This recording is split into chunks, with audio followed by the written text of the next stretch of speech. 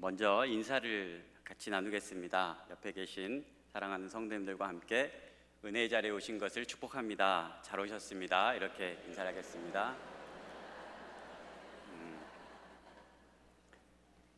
오늘 말씀 제목을 은혜의 자리, 은혜의 시간 이렇게 정해 보았습니다. 주일 오후 시간에 제가 기도에서도 이미 말씀드렸던 것처럼 이 자리에 이 시간에 여러분들이 있는 것이 은혜가 됐으면 좋겠습니다. 밖에 출석부도 있는데 출석부 때문에 오신 이는 하나도 없고 은혜 받으러 오신 분들이 다 되시기를 간절히 바랍니다. 또 오늘 제가 1년 반 됐는데 주기쁨 중창단 이렇게 많이 선 거를 처음 봤습니다. 다시 한번 감사드리고 앞으로도 부응하시기 바랍니다. 네, 아멘이 적네요. 오늘 본문에 38년 된 병자가 나옵니다. 나이가 몇 살인지는 알지 못하겠고 대략 38년 동안 아팠다고 합니다. 그 시간이 어떤 시간이었을까요? 뭐 허리 때문에 몇 년씩 아파봤다 뭐 이런 분들도 있고, 뭐 이제 무릎 때문에 또는 어디 때문에 아파 보신 분들은 내가 몇 년 동안 아팠는지 계산해 보면 그 아픔이 나를 어떻게 하는지에 대해서도 잘 알 것입니다.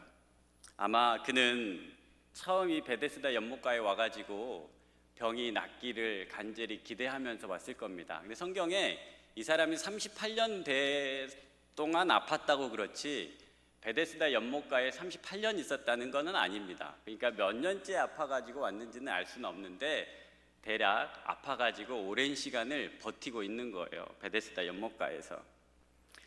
처음에는 기다림의 시간, 기대의 시간이었을 겁니다. 시간이 지나면서 어떻게 됐을까요? 시간이 지나면서 그 기간만큼 고통의 시간, 좌절의 시간, 절망의 시간, 실패의 시간이었습니다. 몇 년인지는 모르겠어요. 근데 아무튼 그랬을 겁니다. 이런 기간, 이런 시간이 지난 다음에 어느 때인지는 알 수 없지만 그와 함께하는 사람들이 꽤 많은 그런 베데스다 연못가입니다. 처음에 이 사람이 여기에 왔을 때는 주변에 사랑하는 가족이 옆에 있었을 수도 있습니다. 왜냐하면 도와주려고.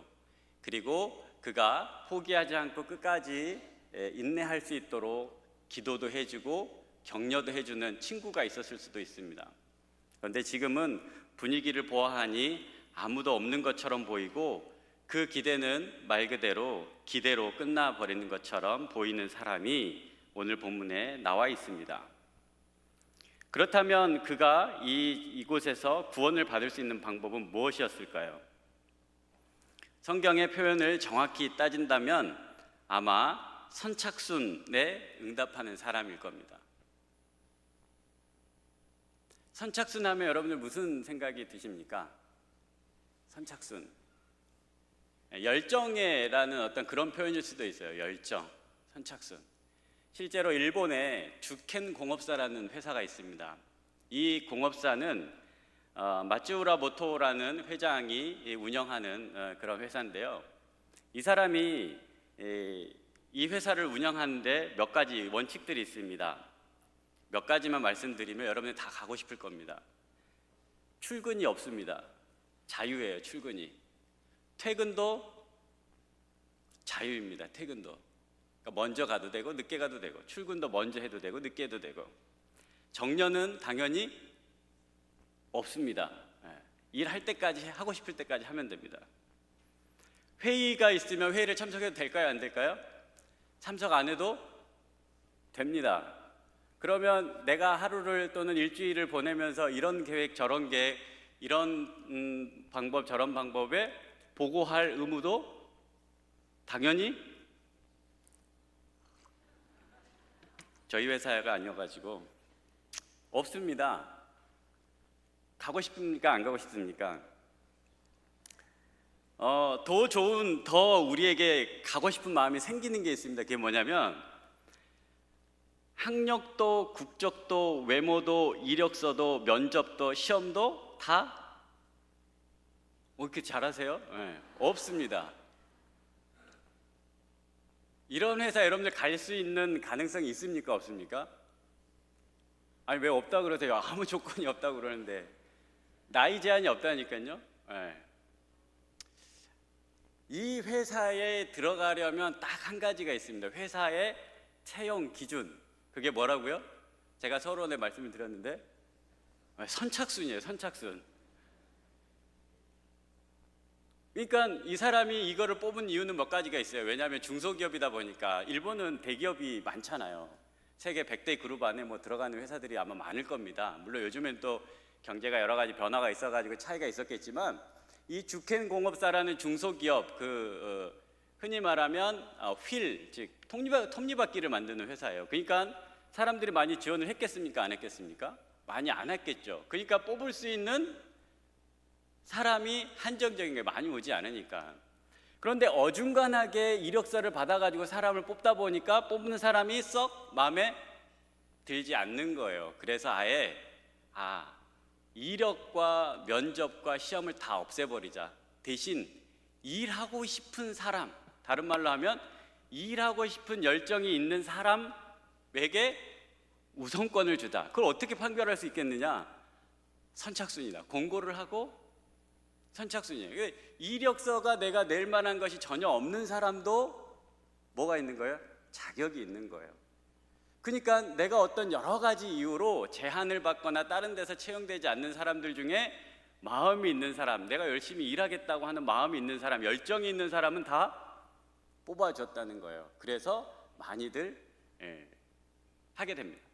여기는 전 세계에서 그래도 100만 분의 1g짜리 톱니바퀴를 만드는 전 세계에서 몇 안 되는 가장 우수한 기술력을 가지고 있는 회사랍니다. 그래서 나름 전 세계적으로 유명한 회사이고, 그래서 자기의 어떤 조건과 형편을 보다 일하고 싶어하는 열정을 따라서 선착순으로 뽑은 거예요.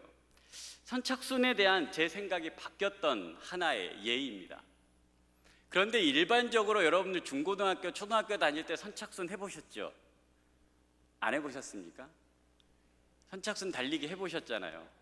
운동장 이편에서 선생님이 아무 이유 없이 선착순을 시킵니다. 그러면 막 뛰어가가지고 1등, 2등, 3등은 잠깐 쉬기하고 한 바퀴 또 돌리잖아요.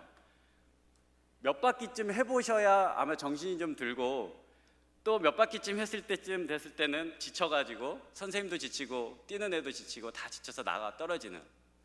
그러면 이 선착순을 선생님이 시키면서 상을 주기 위해 선착순을 시킵니까? 벌을 주기 위해서 선착순을 시킵니까? 어떤 선생님을 만나느냐에 따라서 종종 차이는 있겠지만 대부분 벌을 주는 것으로 선착순을 시켰어요. 그러면서 뭐를 경험하게 합니까? 내가 쟤보다 빨리 달려야 나는 벌을 덜 받는다, 이렇게 가르치기 시작한 거죠. 그러면서 친구도 없고 뭐도 없고 지금까지 같이 놀던 건 없습니다. 무조건 먼저 달려가게 만듭니다. 이게 선착순입니다. 같이 공부하고 또 공부에 따라서 같은 성적을 받으면 좋은 점수를 받을 수 있도록 하는 제도보다는 순서대로 점수별로 순서를 매겨서 등수를 매기는 것이 오늘날 선착순의 세상입니다. 그러다 보니 옆에 친구하고 같이 시험 공부하는 것보다는 좋은 과외 선생님을 만나서 혼자만 공부 잘하는 것을 터득하게 만듭니다. 오늘 우리 시대가 그렇다는 것입니다.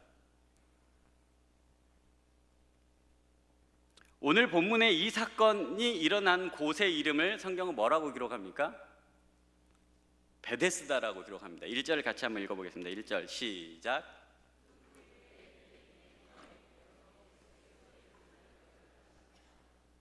네, 베데스다라고 그러죠. 이 공간, 이 베데스다의 이름 뜻은 베트는 집입니다. 베트. 그리고 에스더는 여러분이 에스더서를 잘 봐서 아시겠지만 자비, 은혜라는 뜻입니다. 그러니까 이 베데스다는 뭐예요? 은혜의 집 또는 자비의 집이라고 불려지는 곳입니다.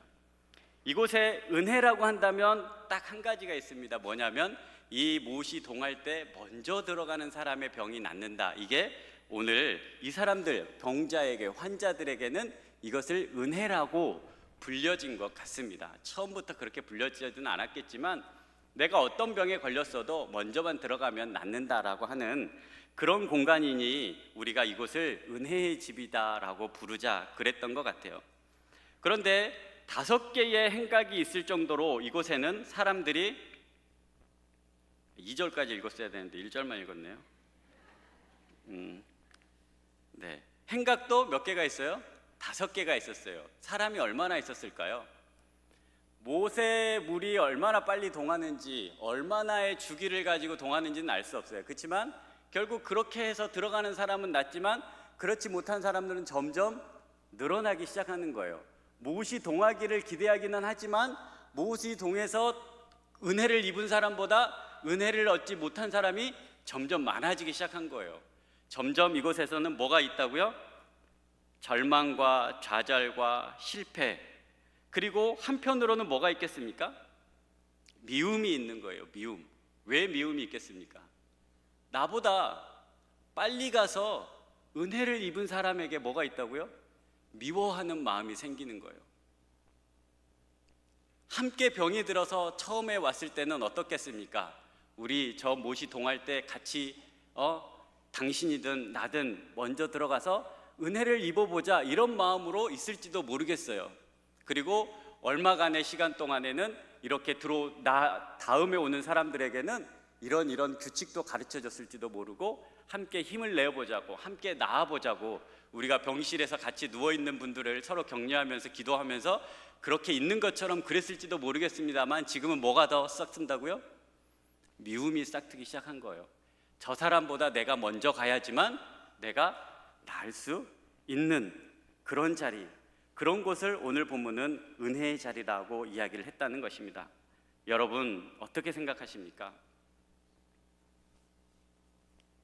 오늘 예수님은 이런 질문을 합니다. 내가 낫고자 하느냐? 그랬더니 뭐라고 이야기합니까? 6절 7절 말씀을 같이 한번 읽어보겠습니다. 6절 7절입니다. 시작.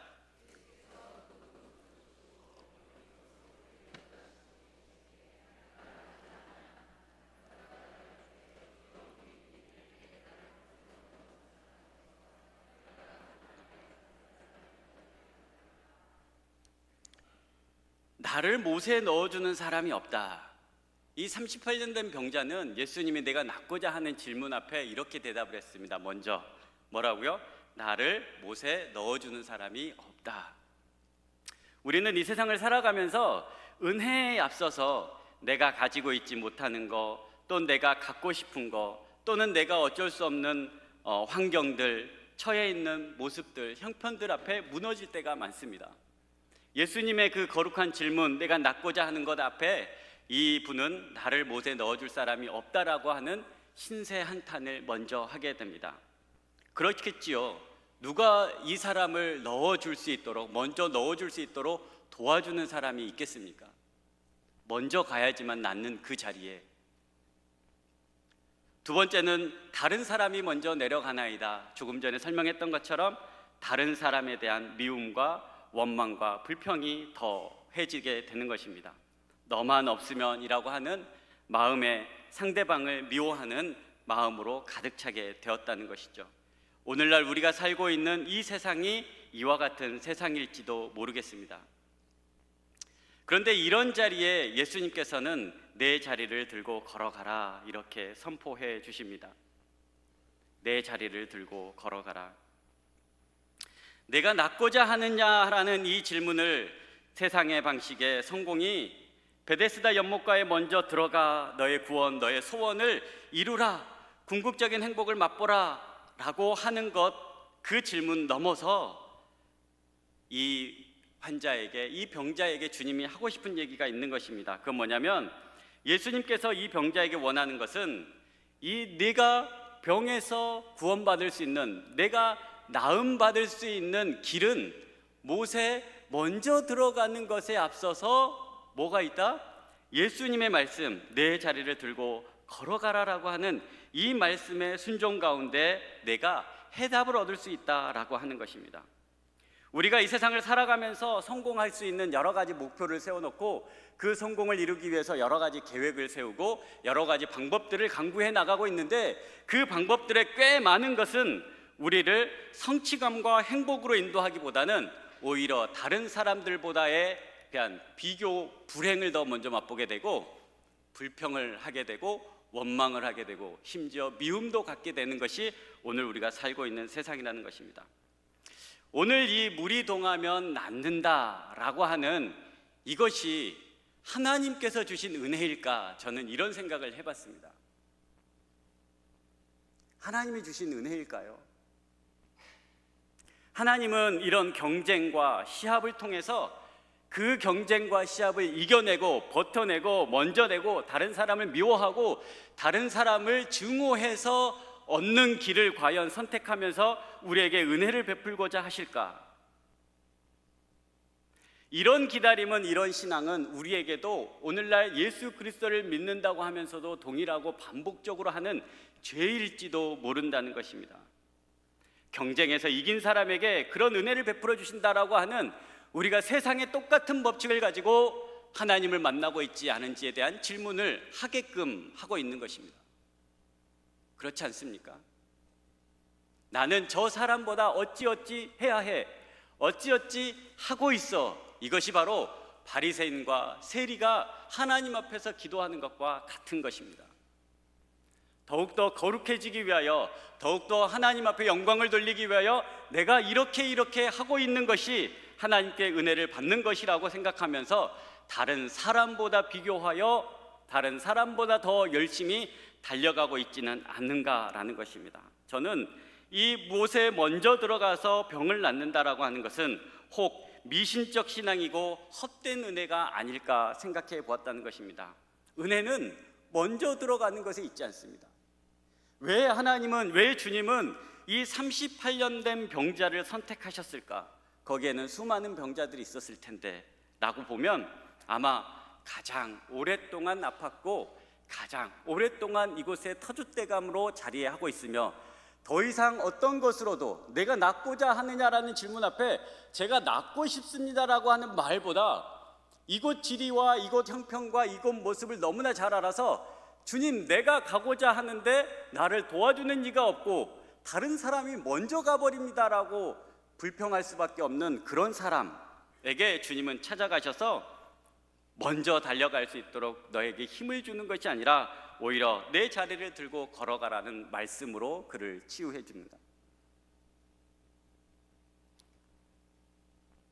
이것이 은혜입니다. 주님께 우리가 나아올 때 내가 다른 사람보다 어떤 자리에 있기 때문에 내가 다른 사람보다 달리기가 빠르고 내가 다른 사람보다 무엇을 잘하고 내가 다른 사람보다 무엇을 많이 해서 내가 은혜의 자리에 있는 게 아니고 내가 주님 앞에 있는 모습 그대로 서 있어서 주님이 나를 품어주시는 것이 은혜인 것이지, 주님이 나의 어떠함과 나의 연약함과 나의 부족함에도 내가 38년을 아팠든 50년을 아팠든 몇 년을 아팠든지 간에 주님이 나를 일으켜 세워주실 때 그 자리가 은혜의 자리고 그것이 바로 은혜의 집이라는 것입니다. 오늘 이 거룩한 평천교회 이곳에 예배드리러 나온 우리 모두가 세상의 이와 같은 법 속에서 우리가 살아갈지라도 하나님의 은혜의 법을 지키면서 살아가실 수 있는 여러분들이 될 수 있기를 간절히 바랍니다. 은혜의 자리에서 은혜의 방법으로 살아가지 못하고 저주와 비난과 미움과 불평과 비교의 마음으로 살아가는 여러분이 되시지 않기를 간절히 바랍니다. 은혜의 자리, 그 자리를 늘 지킬 수 있기를 바랍니다. 동시에 두 번째는 은혜의 시간입니다. 은혜의 시간. 9절을 같이 한번 읽어보겠습니다. 9절 시작.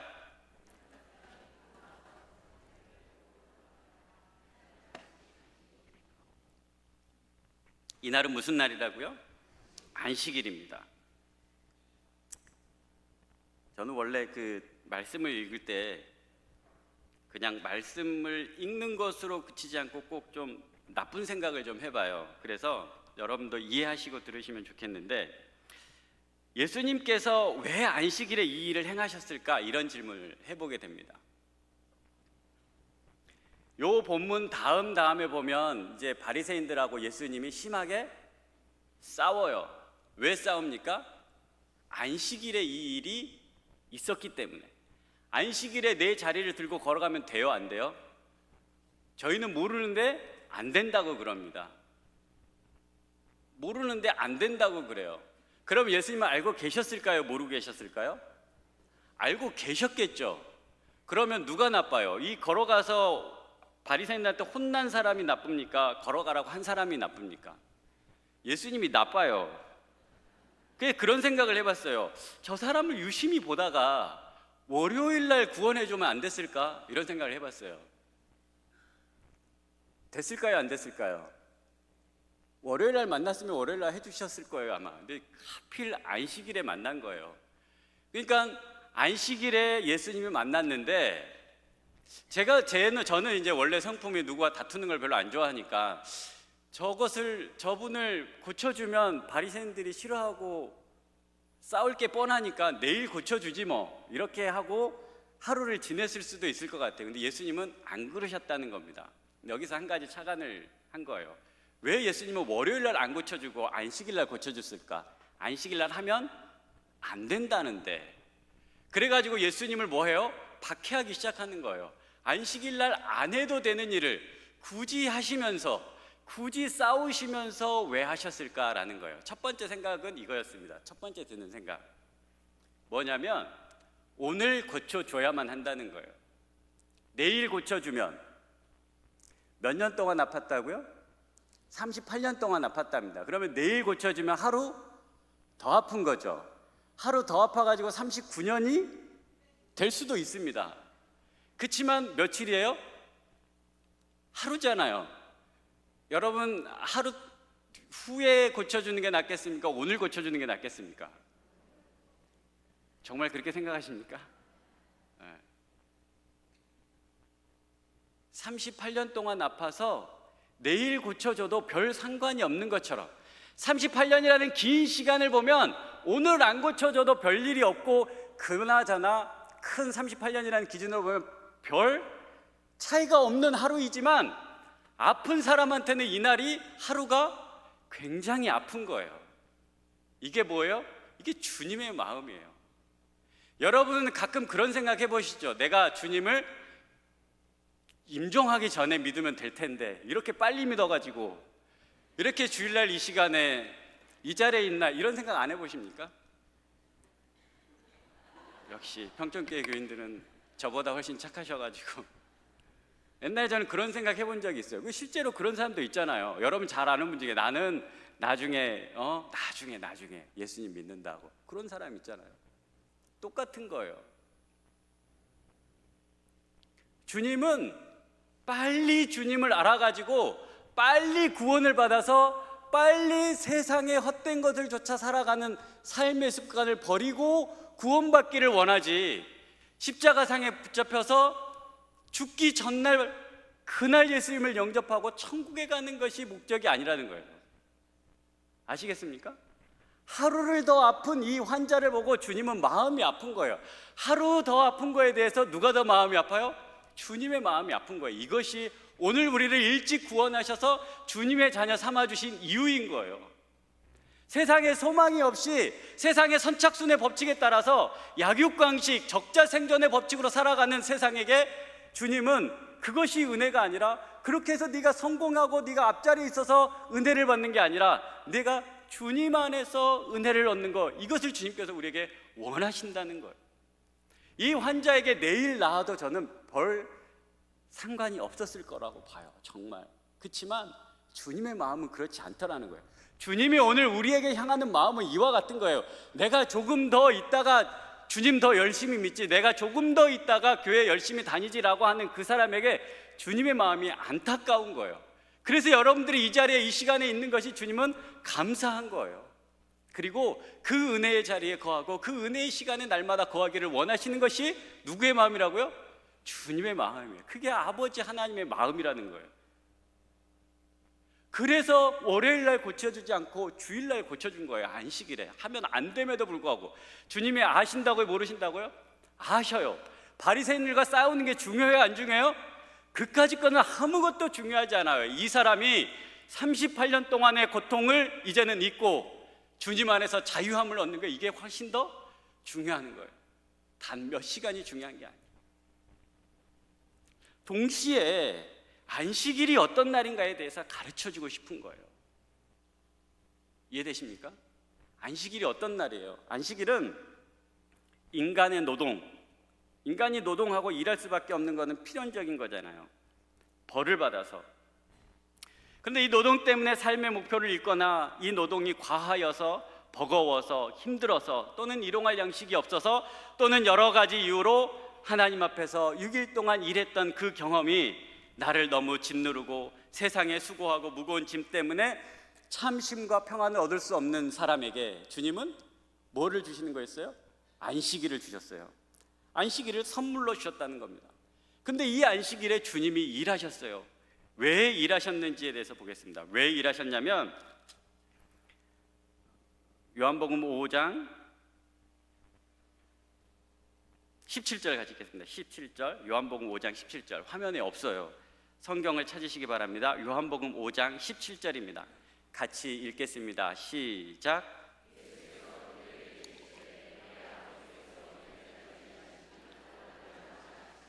네. 우리가 안식일의 근거를 하나님이 창조하신 이후에 7번째 날의 쉬심을 통해서 안식을 규정합니다. 주님도 쉬셨다. 하나님도 쉬셨다. 그런데 오늘 성경의 본문에는 이렇게 이야기합니다. 뭐라고 이야기합니까? 주님께서 뭐 하신다? 아버지께서 일하십니까? 언제까지? 이제까지.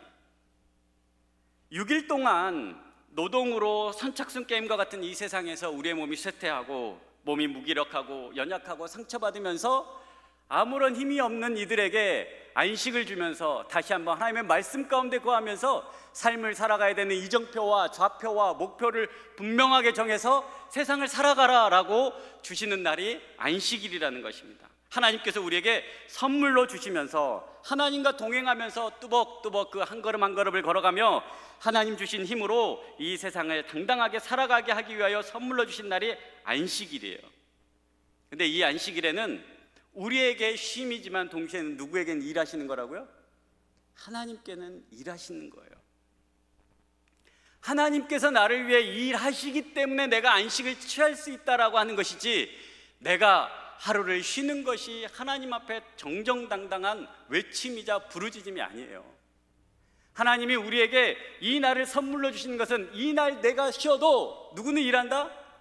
아버지께서, 하나님께서 나를 위하여 일하신다라고 하는 것을 보여주기 위해서 우리에게 안식일을 선물로 주신 거라는 거예요.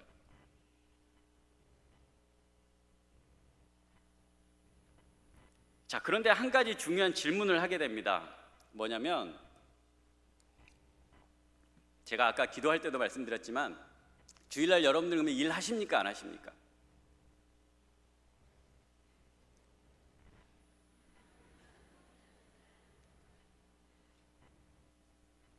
내가 주일날 와가지고 봉사를 많이 하는 분도 있어요.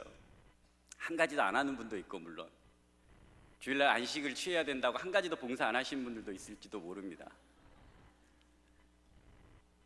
그분들은 회개를 하셔야 돼요. 오늘 설교를 듣고 내가 봉사를 꼭 해야 되는구나, 이렇게 아마 깨달음이 오실 겁니다. 내년에는 봉사의 자리가 부족해서 난리가 아니고, 봉사의 자리가 사람이 없어서 난리가 아니고 사람이 너무 많아서 난리가 될 수 있었으면 좋겠습니다. 아멘을 크게 하셨어야 되는데. 잘 보세요. 뭐냐면 안식일에 쉼을 얻어야 되잖아요. 그런데 우리는 봉사를 한다는 겁니다. 이게 충돌이 돼요.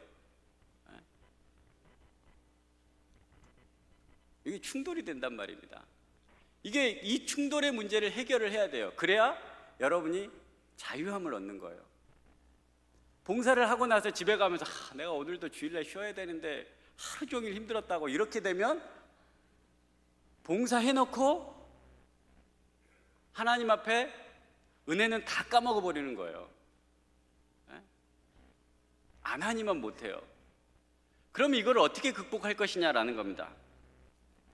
하나님께서는 우리에게 안식을 취하라고 말씀하시면서 동시에 주님이 일하신다라고 우리에게 분명히 이야기를 해요.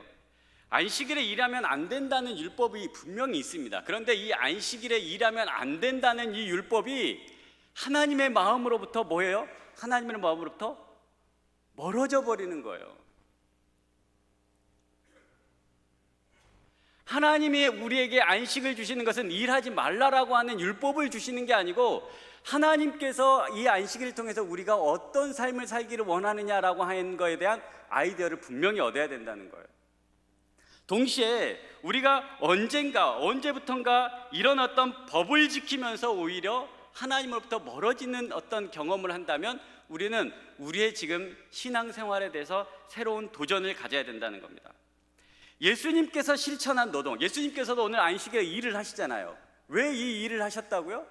그 병자가 아파하는 거에 대해서 아파하시는 거거든요. 대부분 주일에 봉사하실 때 처음 봉사는 기대가 있었을 거예요. 교사 봉사하면서 교사들 중에 많은 사람들이 인터뷰하면 뭐라 그래요? 요즘 교육댕진하면서 맨날 인터뷰하잖아요. 그럼 선생님들이 인터뷰 뭐라 그럽니까? 아이들을 가르치면서 저가 더 많이 배워요. 제가 더 은혜를 많이 받아요. 이래요. 그 인터뷰 멘트입니까? 아니면 진짜입니까? 이 질문을 해야 되는 거예요.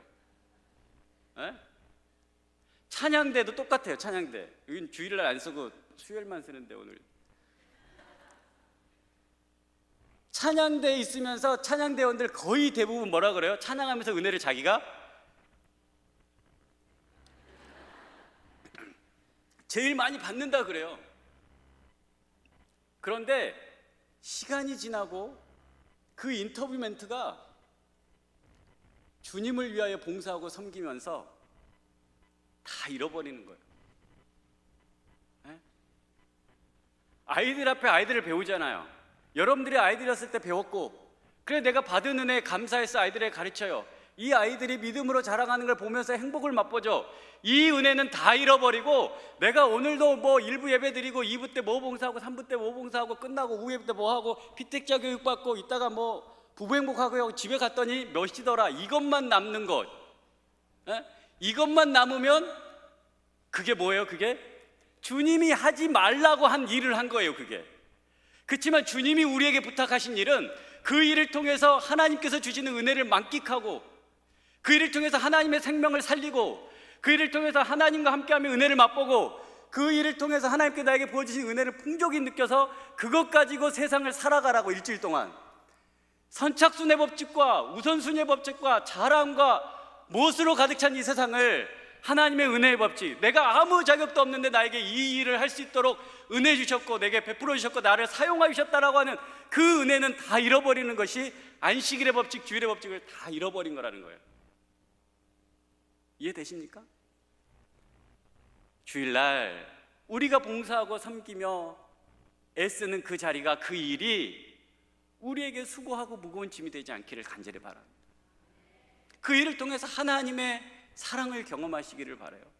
그 일을 통해서, 그 봉사를 통해서, 그 섬김을 통해서 하나님이 나를 어루만져 주시고 하나님이 나를 채워주시는 것을 맛보고 그 은혜를 가지고 세상을 나가서 살아갈 수 있는 힘과 원동력을 얻는 것이지, 내가 오늘 이 일을 해서 집에 들어갔더니 이 시간이고 허리는 아프고 무릎은 아프고 다리는 아프고 토닥토닥 하면서 남편한테 내가 오늘 하루 종일 일했다라고 하면 남편이 교회를 가지 말라고 하느니, 이렇게 되니까 주일이 아니게 되는 거예요. 여러분, 제발 은혜의 자리에서 은혜의 시간을 보내시기를 간절히 바랍니다. 은혜의 자리에서 은혜를 경험하고 은혜의 시간을 지켜서 저 세상에 살아가는 많은 사람들에게, 이 오후 예배 나오지 않고 주일 오전 예배만 드리면 내 신앙생활은 족하다라고 말하는 사람에게, 또는 주님을 알지 못하고 세상의 법칙으로 살아가는 사람들에게 나는 이런 은혜가 나를 날마다 새롭게 하고 거룩하게 하고 존귀하게 하나님으로부터 아름답다고 고백할 수 있는 여러분들이 될 수 있기를 간절히 바랍니다. 함께 찬송하겠습니다. 우리가 이렇게 살아갈 수 있도록 은혜를 주시는 분이 우리를 인도하십니다. 나의 등 뒤에서 찬송하겠습니다. 나의 등 뒤에서, 잘 아시죠? 나의 등 뒤에서 나를 도우시는 분이 계셔요. 여러분, 봉사도 내 힘으로 하려고 하는 사람들이 그런 말을 합니다. 봉사도요, 주님 일도 주님이 공급해 주시는 힘으로 하는 거예요. 그렇게 세상을 나아갈 때 주님이 공급해 주시는 힘으로 나아갈 때 그 일들을 감당할 수 있는 겁니다. 왜냐하면 주님께서 그렇게 나를 도와주시기 때문에 그렇습니다. 찬송하겠습니다. 나의 등 뒤에서.